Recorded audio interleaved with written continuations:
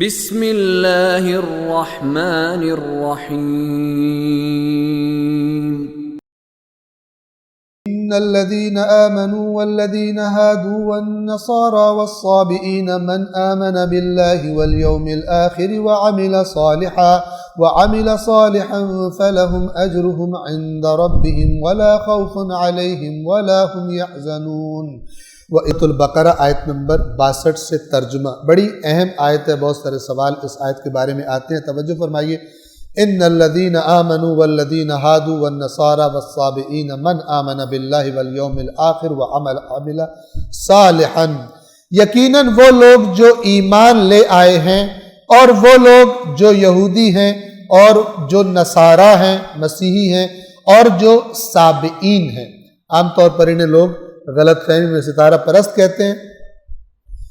یہ لوگ در حقیقت حضرت یحییٰ علیہ السلام کی قوم تھے۔ ان کی بھی ایک کتاب تھی، جس طرح لوگ نبیوں کے بعد دین میں تعریف کر لیتے ہیں، ٹھیک ہے، تو انہوں نے بھی اپنے دین میں تعریف کر لی تھی، اور ان کی تعریف میں سے ایک چیز یہ تھی کہ یہ ستاروں کو بہت بڑا سمجھتے تھے۔ آج کل بھی ستارہ پرست ہوتے ہیں، اوہ ستارہ یوں ہو گیا تو میں مر گیا، تو ستارہ وہ ہو گیا تو میں اڑ گیا، ٹھیک ہے نا، یوں سمجھتے ہیں، یہ ستارہ پرست۔ تو یہ چونکہ ستاروں کو بہت امپورٹنٹ دیتے تھے، اصل میں شیطان کا کام ہے کہ انسان کے ذہن میں اللہ کو چھوٹا کرے، چاہے کسی گدھے کو بڑا کر دے، ٹھیک ہے، چاہے کسی ستارے کو بڑا کر دے، چاہتا ہے شرک کرے، لوگ اللہ کی طرف توجہ کم کریں، اللہ کے علاوہ اور توجہ زیادہ کریں۔ حضرت عیسیٰ کی قوم سے کہا اللہ تعالیٰ تو بہت سخت ہے، حضرت عیسیٰ بہت نرم ہے۔ حضرت عیسیٰ نے اتنی ماریں کھائی ہیں تاکہ تمہارے گناہ بخشے جائیں۔ سبحان اللہ، آج ہمارے میں بھی عقیدہ آ گیا۔ امام حسین نے جو ظلم برداشت کیا ہے، امام حسین کی قوم بخشی گئی۔ اور کہاں سے قوم ہو جو امام حسین کی بات ہی نہیں مانتی؟ کہاں سے قوم آئی؟ میں کہہ دوں میں مثلا فلانی قوم سے بن جاؤں گا؟ نہیں بنوں۔ اس قوم کے اصلی بندوں سے پوچھو کہ ہے کہ نہیں ہے۔ اور اس قوم کا، امام حسین کی قوم کا قانون یہ ہے، قرآن ہے، اور قرآن سے پوچھو ہاں بھائی میں اس قوم میں ہوں، وہ کہے گا کیوں کہتے ہو جو کرتے نہیں ہو؟ تم سمجھتے ہو تمہیں چھوڑ دیا جائے گا بغیر تمہارے امتحان کے؟ قانون تو یہ بتاتا ہے، لہذا قانون پڑھتا ہی کوئی نہ بتاتا، ٹھیک ہے نا، ادھر ادھر کی باتیں پھر لے کے سب کی سب آیتیں مربوط ہے ہم سے، کسی نہ کسی مشکل کی طرف اشارہ کرتی ہیں۔ تو یہ ستارہ پرست نے کیوں کہتے تھے کہ ستاروں کو بہت زیادہ مقدس اور بہت زیادہ ان کا ریگارڈ کرتے تھے، سمجھتے تھے کہ ان کی تاثیر ہے، مثلا یہ ہم پہ اثر کرتے ہیں، یہ ہو جاتا ہے وہ ہو جاتا ہے۔ جنگ نہروان پر جب جا رہے تھے مولا امیر المؤمنین علیہ السلام، ایک آ گیا ستارہ نکالنے والا، ذائچے بنانے والا، اس نے کہا مولا اس وقت نہ جائیے، یوں ہو گیا اور فلان ہو گیا جیسے کرتے ہیں، ٹھیک ہے نا، الٹے سیدھے نام لیتے ہیں، بندہ امپریس ہو جاتا ہے کہ بہت بڑا عالم ہے، مجھے تو پتہ ہی نہیں ہے کیا بول رہا ہے، ٹھیک ہے۔ تو اس نے کہا کہ مولا آپ نہ جائیں، اس وقت یہ ستارہ یوں ہے تو یہ ستارہ یوں ہے۔ مولا نے فرمایا جس نے تیری تصدیق کی اس نے اللہ اور اس کے رسول کو جھٹلا دیا۔ تو کہہ رہے ہیں نا ستاروں سے کام ہوتے ہیں، آج لگے ہوئے دب کے لگے ہوئے، الجنتری والمنتری پتہ نہیں کیا، قرآن ہے ہی نہیں گھروں میں، مگر قرآن ہے گھروں میں، ایک اور قرآن ہے جس کو زیادہ پڑھا جاتا ہے، وہ جنتری ہے، ٹھیک ہے۔ ہم نے رشتہ کرنا ہے جناب، ہم نے نکاح کرنا ہے، جنتری نکالنا، ہم نے جب رشتہ کرنا ہے اس وقت نہیں، مثلا اس وقت کیا دیکھنا ہے؟ اس وقت دیکھنا ہے دنیا کیسی ہے جدھر رشتہ کر رہے ہیں۔ جب کر لی اپنی مرضی، جہاں اپنے مفادات تھے وہ کر لی اپنی مرضی سے، اب خانہ پوری کر رہے ہیں جناب، جنتری دیکھو۔ بعض لوگ تو نہ کرنے کے لیے بھی استخارے کراتے ہیں، ٹھیک ہے، کرنی نہ ہے لیکن اپنے اوپر نہیں لیتے، اللہ کے اوپر ڈال دیتے، ٹھیک ہے، ہمارا کچھ خراب نہ ہو، اللہ پہ غصہ ہے جس کو آنا ہے، جناب استخارہ نہیں آیا ہم نہیں دے رہے۔ بعض لوگ ایسے بھی نعوذ باللہ فراڈ کرتے، کھیل بناتے دین کی چیزوں کو۔ اور یہ بھی میں عرض کر دوں، پھر بیماریاں چکے ہیں اس لیے عرض کرتا ہوں، بعض لوگ میرے ساتھ کئی دفعہ یہ ہوتا ہے، اب بندے کا دل بھی ہے میں نے یہ کام کرنا ہے، لیکن چاہتا ہے کہ اللہ کو بھی انوالو کروں بیچ میں، تاکہ بعد میں اللہ کو بلیم کر سکوں، یا اللہ میں تو تجھ سے مشورہ لیا تھا، تو نے مجھے غلط مشورہ دیا۔ اب استخارہ ہے منع کا کام بھی کرنا ہے، تو اب کیا مولانا صاحب ایک ہی چیز کے بارے میں کتنے عرصے بعد دوبارہ استخارہ ہو سکتا؟ سبحان اللہ۔ کبھی کہیں گے پہلے میں نے نیت کی تھی میں یہ خرید لوں، اب میں نیت کیا کرتا ہوں میں یہ نہ خریدوں، اب استخارہ کریں نہ خرید لیں، ٹھیک ہے۔ پھر کوئی ادھر سے کان پکڑ ادھر سے کان پکڑ یہ کر کے بالآخر ایک دفعہ تو نکلے گا، کہتا شکر ہے استخارہ اچھا ہے۔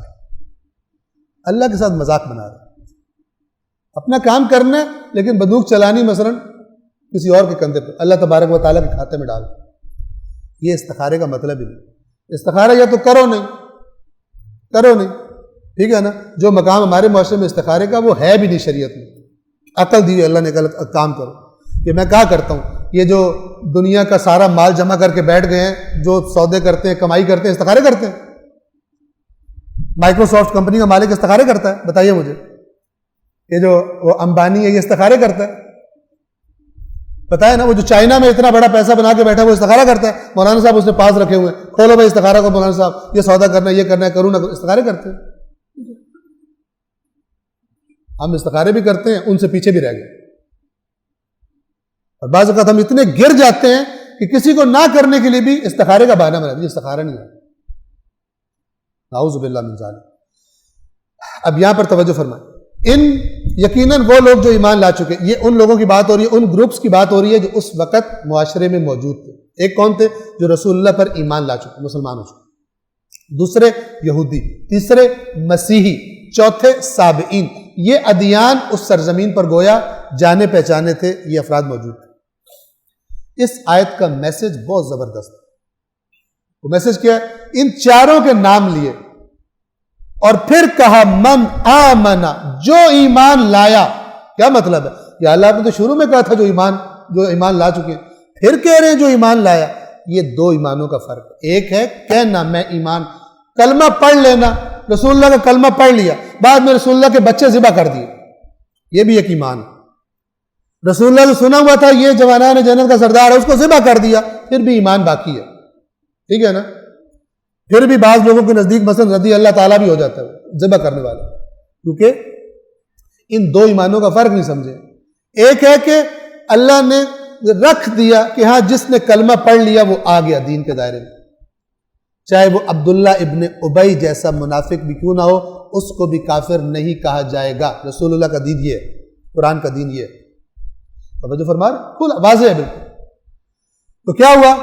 اب اللہ فرما رہا ہے جو یہ کہہ رہے ہیں، مثلا یہ اپنے لفظوں میں کہہ رہا ہوں، جو ایمان کے دعوے دار ہیں، جو یہودی ہونے کے دعوے دار ہیں، موسیٰ کو ماننے کے دعوے دار، جو آخری نبی کو ماننے کے دعوے دار، جو عیسیٰ کو ماننے کے دعوے دار ہیں، جو یحییٰ کو ماننے کے دعوے دار ہیں، دعووں سے بات نہیں ہوگی. من آمن باللہ، جو در حقیقت ایمان لایا اللہ پر.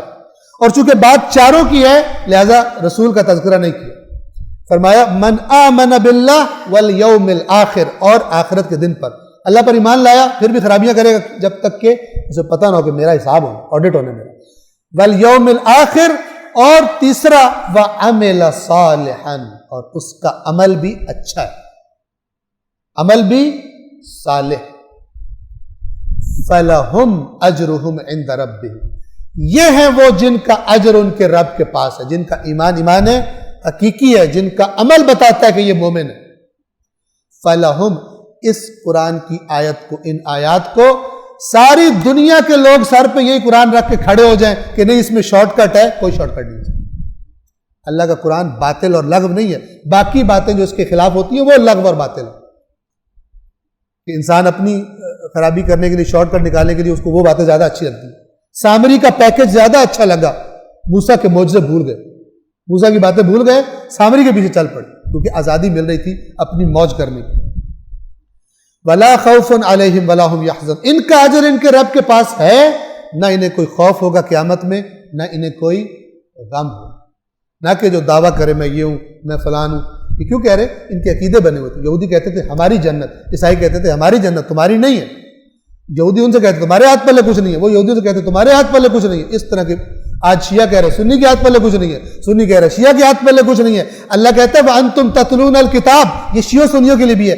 مت کہو ایک دوسرے کو تمہارے ہاتھ پلے کچھ نہیں ہے جبکہ تم دونوں کے پاس اللہ کی کتاب موجود ہے. یہ قرآن نے کہا ہوا.